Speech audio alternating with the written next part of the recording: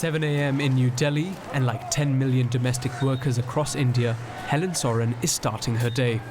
For over 9 years, the 26-year-old has been cooking and cleaning in the houses of middle-class families across Delhi. I was initially brought here to study, but that didn't work out, so then I had no choice but to stay on and work. Soren works 6 days a week and is paid around 80 euros a month, a typical salary for domestic workers in a country where cheap labour abounds. There's no one else working in my family, so I need to send them money. Back home we have food, but money is a big problem.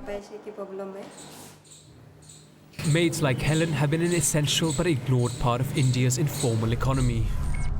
Beaten, burned, humiliated and finally killed. However, a number of recent high-profile cases involving their exploitation and death have led to a growing debate on how the country treats its domestic workers. Stories of abuse are common in worker settlements like this one. Seema Nair was rescued from police custody by an NGO after a dispute with her employers. Things were fine until I got sick and took 2 days off, and then my employers accused me of stealing. The police obviously believe them. They don't listen to poor people like me. Anyway, how can they expect us to work after paying us only €6 a month? No action was taken against Seema's employer for lodging a false accusation or for underpaying her. The frequent mistreatment of domestic workers has been linked by some activists to the traditionally hierarchical nature of Indian society.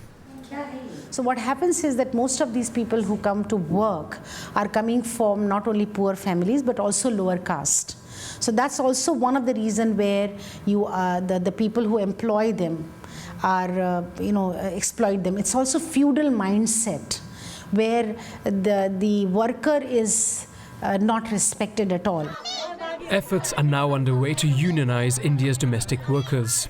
This activist is lobbying for legislation that would give maids the same labour rights as workers in other sectors.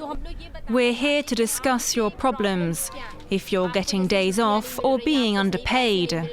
India lacks comprehensive legislation for domestic workers, and for example in Delhi, we don't even have minimum wage laws or social security board for them.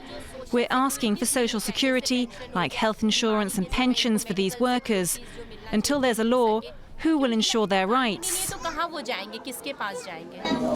India's parliament has continuously delayed passing a bill to protect domestic workers.